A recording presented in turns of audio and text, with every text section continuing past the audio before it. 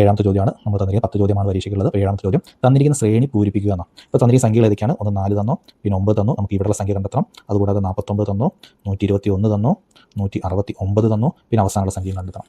അപ്പോൾ ഈ സംഖ്യകൾ കാണുമെന്ന് മനസ്സിലാക്കി ഇതൊരു സ്ക്വയർ സംഖ്യയാണ് അല്ലേ, പെർഫെക്റ്റ് സ്ക്വയർ എന്ന് പറയും, അല്ലെങ്കിൽ വർഗ്ഗസംഖ്യകൾ എന്ന് പറയും, പൂർണ്ണവർഗ്ഗ സംഖ്യകൾ. ഇപ്പോൾ 4 എന്ന് പറയുന്നത് നമുക്കറിയാം 2ൻ്റെ സ്ക്വയറാണ്, 9 എന്ന് പറയുന്നത് 3ൻ്റെ സ്ക്വയറാണ്.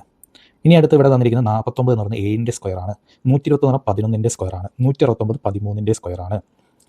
ഈ ബാക്കി 2 സ്പേസ് ഏതിൻ്റെ സ്ക്വയർ വരുന്ന? നമ്മൾ സാധാരണ നോക്കുമ്പോൾ 2ൻ്റെ സ്ക്വയർ, 3ൻ്റെ സ്ക്വയർ, 4 സ്ക്വയർ ചിന്തിച്ചു, പക്ഷേ അടുത്ത 5ൻ്റെ അല്ല. അപ്പോൾ ആ ഒരു പാറ്റേണിലല്ല പോയിരിക്കുന്നത്. ഇനി 1 കൂട്ടി 2 കൂട്ടി അങ്ങനത്തെ പാറ്റേൺ ആണ് നോക്കുമ്പോൾ അല്ല. അപ്പോൾ 7ൻ്റെ സ്ക്വയർ 11 സ്ക്വയർ 4 കൂട്ടിയിട്ടുണ്ട്, 11 13 വെറും 2 കൂട്ടും. അപ്പോൾ ഈ സംഖ്യകൾക്ക് എന്തോ ഒരു പ്രത്യേകത, അതാണ് നമ്മൾ കണ്ടെത്തേണ്ടത്. അപ്പോൾ 2 3 7 11 13 പ്രത്യേകത. ഇത് പ്രൈം നമ്പറുകളാണ്, അഭാജ്യ സംഖ്യകൾ എന്ന് പറയുന്നത്. അപ്പോൾ ഫസ്റ്റത്തെ അഭാജ്യ സംഖ്യയാണ് 2, പിന്നെ 3, അത് കഴിഞ്ഞ് വരുന്ന അഭാജ്യ സംഖ്യയാണ് ഇത് 5. അപ്പോൾ 5ൻ്റെ സ്ക്വയറാണ് ഇവിടെ വേണ്ടത്. 5 കഴിഞ്ഞാൽ പിന്നെ 7 ആണ്, 7 കഴിഞ്ഞാൽ 11 ആണ്, 11 കഴിഞ്ഞാൽ 13, 13 കഴിഞ്ഞാൽ 17 ആണ്. അപ്പോൾ 17ൻ്റെ സ്ക്വയറാണ് ഇവിടെയും വേണ്ടത്. അപ്പോൾ 5ൻ്റെ സ്ക്വയർ എത്രയാണ്? നമുക്കറിയാം 25 ആണ്. അതുപോലെ 17ൻ്റെ സ്ക്വയർ എടുത്ത് കഴിഞ്ഞാൽ നമുക്ക് കിട്ടുക 289. ഈ സ്ക്വയറുകളൊക്കെ നിങ്ങൾ കാണാതെ പഠിക്കണം കേട്ടോ. ഒരു 15 വരെ മിനിമം പഠിച്ചിരിക്കണം. അതിന് മുകളിലോട്ട് എത്രത്തോളം പഠിക്കാൻ പറ്റുന്ന അത്രയും നല്ലതാണ്. അല്ല 10 വരെ മാത്രം പഠിച്ചു പോരുത്. ക്യൂബ് പഠിക്കുമ്പോൾ 10 വരെ തന്നെ പഠിക്കുക. 10ൻ്റെ ക്യൂബ് വരെ നിങ്ങൾ പഠിക്കണം. 5ൻ്റെ ക്യൂബ് വരെ പഠിച്ചിട്ട് കാര്യമില്ല. പഠിക്കുമ്പോൾ 10ൻ്റെ ക്യൂബ് വരെ തന്നെ പഠിക്കാം. അപ്പോൾ നമുക്ക് ഇവിടെ കിട്ടി 25 280. തന്നിരിക്കുന്ന ഓപ്ഷൻ ഏതാണ്? ഓപ്ഷൻ എ ആണ്.